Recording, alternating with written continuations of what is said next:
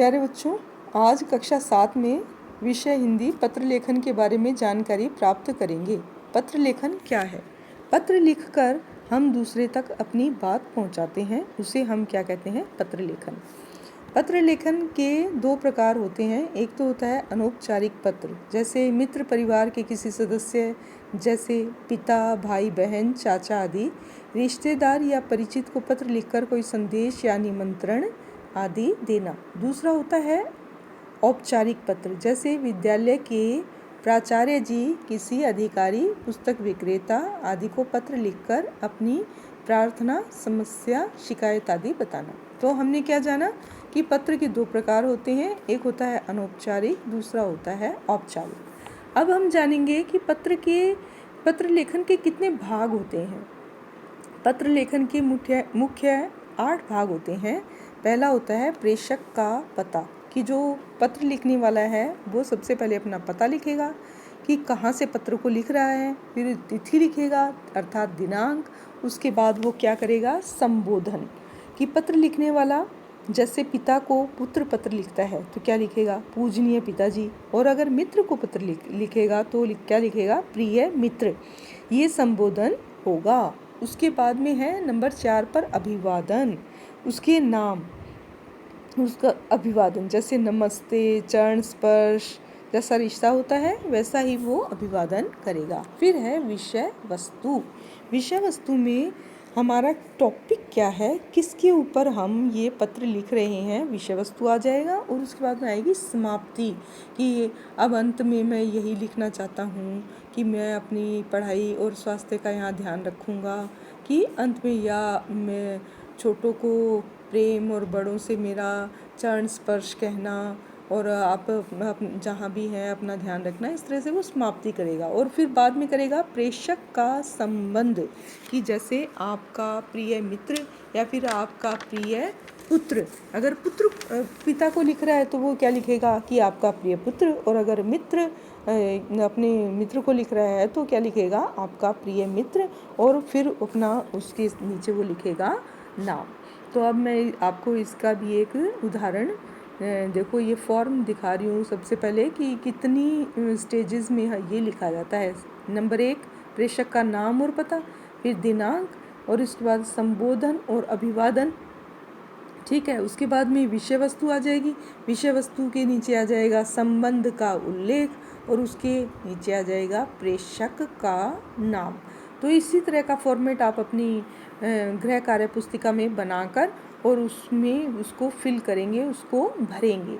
अब मैं आपको दिखा रही हूँ एक नमूना, कि आप शिवाजी कॉलोनी सूरतगढ़ छावनी में रहने वाले राघव हैं।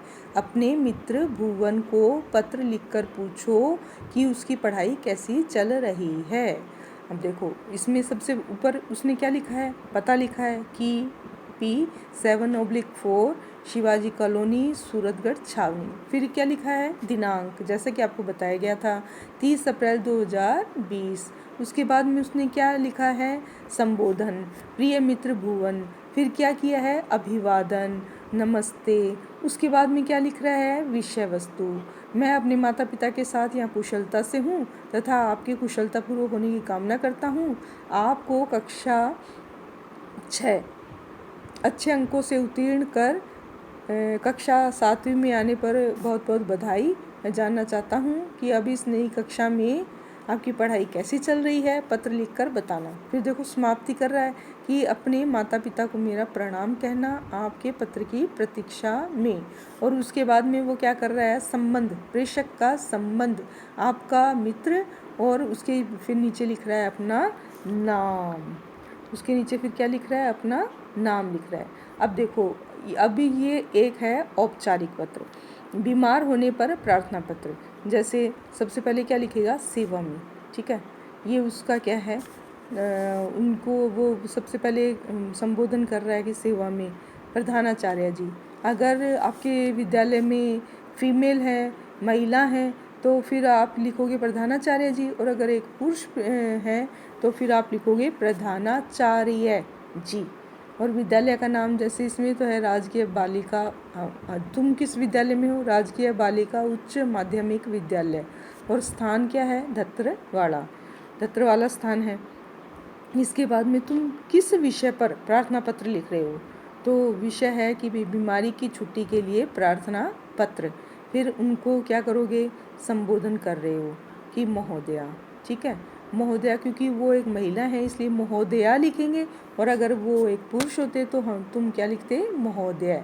अब है विषय वस्तु कि सविनय निवेदन है, कल रात से मुझे बुखार है, इस कारण मैं विद्यालय में उपस्थित होने में असमर्थ हूँ। ऐसे नहीं लिखोगे कि मैं विद्यालय नहीं आ सकता, ये लिखोगे कि मैं विद्यालय में उपस्थित होने में असमर्थ हूँ। चिकित्सक महोदय ने मुझे 2 दिन के आराम की सलाह दी है, अतः मुझे दिनांक 3/3/20 से 4/3/20 तक 2 दिन का अवकाश प्रदान करने की कृपा करें।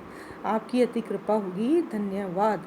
आपका, अगर देखो तुम कोई बालक है तब क्या लिखेगा, आपका आज्ञाकारी शिष्य, और अगर बालिका हो तो आपकी आज्ञाकारिणी शिष्या, ठीक है ना। तो यहाँ शिष्या लिखोगे और फिर अपना नाम लिखोगे, कक्षा लिखोगे और अपना रोल नंबर, अनुक्रमांक अर्थात अपना रोल नंबर और दिनांक, किस दिन तुम ये लिख रहे हो। इसके बाद अब देखो गृह कार्य है, अपने मित्र या सहेली सुशील अथवा सुशीला को पत्र लिखकर बताओ कि लॉकडाउन के दौरान हमें अपनी पढ़ाई कैसे करनी चाहिए। अब तुम अपने मित्र को लिख रहे हो तो वही सब स्टेजेस का पालन करोगे। जैसे कितने चरणों में तुम पत्र लिखोगे, सबसे पहले अपने पता लिखोगे, फिर तिथि लिखोगे, फिर संबोधन करोगे। संबोधन में जैसे तुम अपने मित्र को लिख रहे हो तो क्या लिखोगे, प्रिय मित्र, है ना। और उसके बाद में अभिवादन करोगे, सप्रेम, है ना, अभिवादन कर दिया। फिर विषय वस्तु हो गई, विषय वस्तु में तुम लिखोगे कि कक्षा 6 उत्तीर्ण करके हम कक्षा 7 में तो आ गए हैं, लेकिन दुर्भाग्यवश इस समय हमारे देश में लॉकडाउन की स्थिति चल रही है, लेकिन विभाग की तरफ से ऑनलाइन क्लासेस लगाई जा रही हैं, तो हमें इस लॉकडाउन के दौरान हमारी ऑनलाइन क्लासेस का भरपूर लाभ उठाना चाहिए। और मैं आजकल ऑनलाइन क्लासेस में से बहुत लाभ उठा रहा हूँ। आशा करता हूँ कि आप भी उससे अपनी पढ़ाई सुचारू रूप से चला रही हैं या चला रहे हो। अब देखो, आप लोगों को बहुत अच्छे शब्दों में बहुत अच्छे से लिखना है। ये तो मैंने आपको थोड़ा सा उदाहरण दिया है, तो आशा करती हूँ आप बहुत अच्छा लिखोगे। और उसके बाद में समाप्ति करोगे और फिर उसके साथ अपना संबंध लिखोगे और फिर अपना नाम लिखोगे। इसी प्रकार से भाई की शादी में, ये है औपचारिक पत्र, भाई की शादी में शामिल होने के कारण 4 दिन के अवकाश के लिए प्राचार्य महोदया को प्रार्थना पत्र।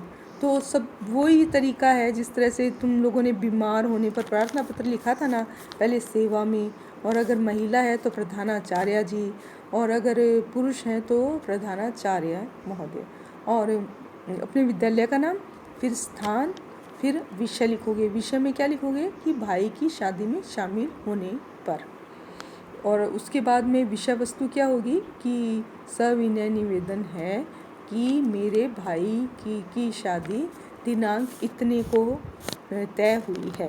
दिनांक आप भरोगे और फिर उसमें 4 दिन का लिखोगे कि सपोज आपने लिखा है कि 30/3/20 को मेरे भाई का विवाह तय हुआ है, तो महोदय से निवेदन है कि 30/3/20 से और 3/4/20 तक मैं विद्यालय आने में असमर्थ हूँ, अतः मेरा अवकाश स्वीकृत कर मुझे अनुग्रहित करें या अवकाश स्वीकृत करने की कृपा करें।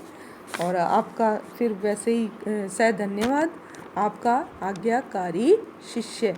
और अगर कोई बालिका है तो आज्ञाकारिणी शिष्य, और अगर बालक है तो आपका आज्ञाकारी शिष्य। तो फिर अपना नाम, कक्षा और अनुक्रमांक, और फिर क्या लिखोगे, दिनांक लिखोगे। सबसे नीचे क्या लिखोगे, दिनांक लिखोगे। आशा करती हूँ आप इस वीडियो से लाभान्वित हुए होंगे और बहुत अच्छे से ये प्रार्थना पत्र लिखकर और व्हाट्सएप के ग्रुप पर आप डालेंगे, और उम्मीद करती हूँ आप बहुत अच्छा लिखेंगे। बहुत बहुत धन्यवाद।